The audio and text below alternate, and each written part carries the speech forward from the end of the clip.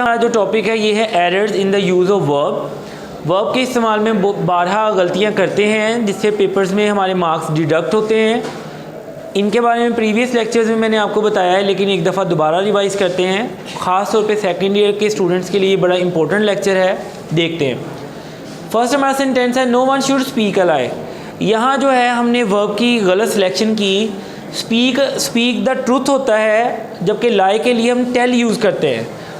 No one should tell a lie, तो speak the truth होता फिर ठीक था। ट्रूथ के लिए हम स्पीक का वर्ड यूज़ करते हैं। हमारा वर्ब की सिलेक्शन यहाँ गलत थी, टेल अ लाई होना चाहिए।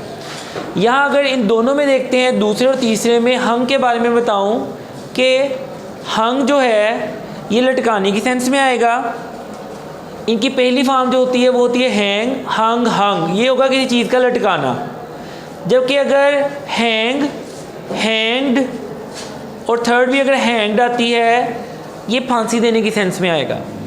तो यहाँ क्योंकि उसने पिक्चर को ज़ाहिर लटकाया है, तो यहाँ पे हैंग्ड की बजाय हंग आना चाहिए। और यहाँ पे क्योंकि मुजरम को या मर्डरर को फांसी दी गई है, यहाँ पे हंग गलत है, यहाँ पे हैंग्ड आना चाहिए। तो हमने ये सीखा कि हैंग बेसिक दोनों की फर्स्ट फॉर्म है, लटकाने की अगली फॉर्म जो होगी वो हंग होगी, फांसी देने के लिए हैंग्ड होगी। इसमें देखते हैं ओपन द नोट, गिरा को जब खोलना, इसका मतलब गिरा को खोलो। ओपन गलत है, अनटाई होना चाहिए क्योंकि हमने इसको टाई किया होता है। तो यहाँ वर्ब गलत इस्तेमाल हुआ है। अगले में देखते हैं the thief admitted his guilt.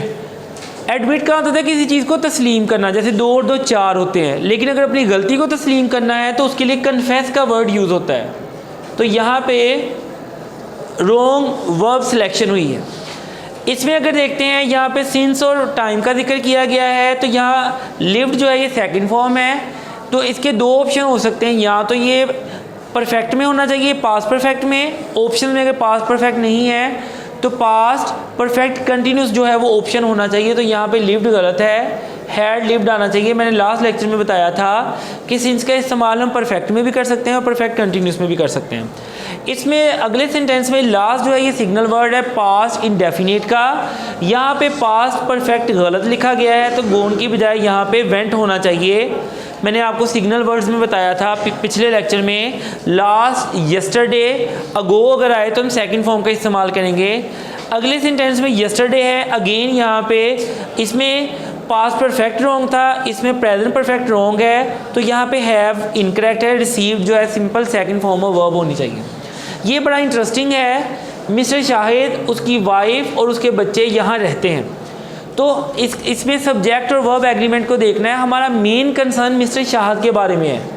Mister Shahid अपनी बीवी बच्चों के साथ यहाँ रहता है, तो यहाँ लिव की बजाय लिव्स होना चाहिए क्योंकि हमारा प्राइम फोकस, हमारा मेन सब्जेक्ट मिस्टर शाहिद है। अगले दोनों में बताऊँ मैं आपको, अगर मेजॉरिटी ऑफ की बात करनी है तो ये प्लूरल यूज़ होगा। मेजॉरिटी सिर्फ आपने यूज़ करना है तो ये सिंगुलर यूज़ होगा। तो ये सिंपल ये नहीं आपने याद रखना जहाँ इज़ है तो आर कर दें, आर है तो इज़ है। आप इसका रूल याद रखें कि जब मेजॉरिटी ऑफ की हम बात करेंगे तो ये प्लूरल बिहेव करेगा। अगर हम सिंपल मेजॉरिटी वर्ड यूज़ करते हैं तो ये हमेशा सिंगुलर बिहेव करेगा। आपने इस रूल को याद रखना है। तो यहाँ पे मेजॉरिटी ऑफ मेंबर्स आर होना चाहिए कि मेंबर्स में से ज़्यादातर जो अफराद हैं वो एब्सेंट हैं। पाकिस्तान में ज़्यादातर मेजॉरिटी जो है वो गरीब है। उर्दू में भी तर्जमा करें तो आपको समझ आ सकता है। लॉजिक को याद रखें, ना कि हेल्पिंग वर्ब को चेंज करने से। यहाँ अगर हम देखते हैं, ये भी इंटरेस्टिंग है क्योंकि यहाँ कंटिन्यूस टेंस को इस्तेमाल किया गया है। कंटिन्यूस सिर्फ काम के जारी रहने को बताता है, जबकि सिंस या फार साथ वक्त का जिक्र भी करता है। तो यहाँ पे इज़ इनकरेक्ट है, ही हैज़ बीन लिविंग होना चाहिए। परफेक्ट कंटिन्यूस जो है वो बेस्ट ऑप्शन है इस सिंस की वजह से। ये रूल मैंने पहले भी आपको बताया था। ज्यूरी कलेक्टिव नाउन है। अगर कलेक्टिव नाउन एक जैसा बिहेव करती है तो जो उसके आगे हेल्पिंग वर्ब आएगा वो सिंगुलर होगा। क्योंकि ज्यूरी डिवाइडेड होगी है तो यहाँ पे वर आना चाहिए। प्लूरल एक्टिविटी हो रही है, स्पेलिंग उसके सेम रहेंगे। ये पेपर में most of the time repeat होने वाला फिक्रा है। 2 and 2 मेक 4 होना चाहिए, ना कि मेक्स 4, क्योंकि सब्जेक्ट हमारा प्लूरल होगा। 2 और 2 4 होते हैं, होता है नहीं होता।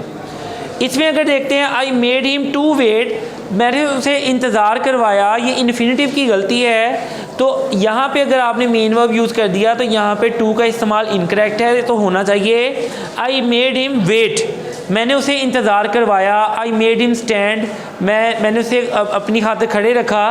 तो यहाँ पे आपने ये याद रखना है टू जो है इसका इस्तेमाल अननेसेसरी है। तो आज कोशिश की है कि वर्ब के एड्स को बताया जाए, उनको सपोर्ट किया जाए और उनके लॉजिक बताए जाएँ ताकि आप अपने पेपर्स में मार्क्स मैक्सिमम सिक्योर कर सकें।